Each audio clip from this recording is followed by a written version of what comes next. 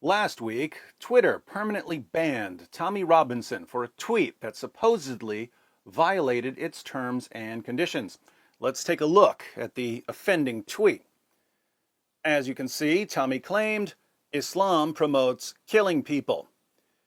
And that is something that I say every single day. In fact, as soon as I saw that Tommy got banned for saying Islam promotes killing people, I posted this tweet. So, Twitter banned Tommy Robinson for saying Islam promotes killing people. Hey, at Twitter, Islam promotes killing people. All caps. Quran 9.5, 973, 9.111, 9.123, 48.29, Bukhari 29.77, 69.24, etc. I'll see the rest of you on YouTube after the sniveling Twitter thought police ban me. Oddly enough, this didn't get me banned, even though I sent it directly to Twitter.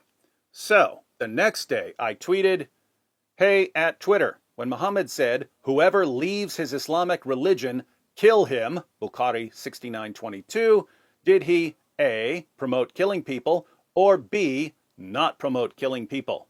I'm asking for a friend since you're the new experts on all things Islamic. Thanks, cupcakes. Hashtag ban me too." Once again, I sent it directly to Twitter. It was retweeted hundreds of times, but I'm still not banned.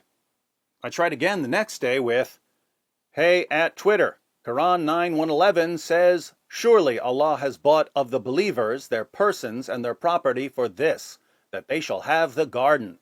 They fight in Allah's way, so they slay and are slain.'" Quick question. Does slaying for Allah involve killing people? Hashtag ban me too. Still not a peep from Twitter, so I gave up on getting banned. No matter how many times, in how many different ways I say that Islam promotes killing people, Twitter just won't ban me, even though Twitter told Tommy Robinson that claiming that Islam promotes killing people violates the site's policies against hateful conduct. And this just isn't fair. Why does Tommy Robinson get special banning privileges? The little people like me can sit around day after day trying to get banned from this ridiculous site. Twitter refuses to ban us. But Tommy sends out a single tweet stating one of the most obvious and indisputable facts ever, and Twitter rolls out the red carpet for him to get off their platform so that he can spend more of his online time on a different site, one that doesn't completely, utterly, totally suck. The more I think about Twitter's blatant favoritism towards Tommy Robinson, the more I realize that I can't back down. Someone has to stand up for the little people so that we too can get banned from Twitter and never again have to spend another second having our information filtered by a bunch of Sharia-compliant leftist screwballs. So I make this promise to you, the people, that I'm going to work tirelessly until Twitter meets our demands and permanently blocks anyone who wants to get blocked. I'll start with this. Twitter supports terrorism. Twitter supports ISIS. Twitter supports Al-Qaeda. Twitter supports Boko Haram. Twitter supports Al-Shabaab. Twitter supports Hamas. Twitter supports the Taliban. How so? Well, think about it. If you're living in Taliban-controlled territory or a town that's been conquered by ISIS, it's not exactly safe to criticize the ideology of these groups. So any challenges to their ideology have to come from outside, from elsewhere, from places like Great Britain or the United States. The first step in challenging the ideology of the terrorists is to go to their books and raise awareness about the contents of those books. That's step number one in dealing with the ideology of groups like ISIS and Boko Haram and the Taliban. But that's exactly what Tommy Robinson did when he stated that Islam promotes killing people. Islam commands things like, "Whoever leaves his Islamic religion, kill him." That's a command to kill apostates.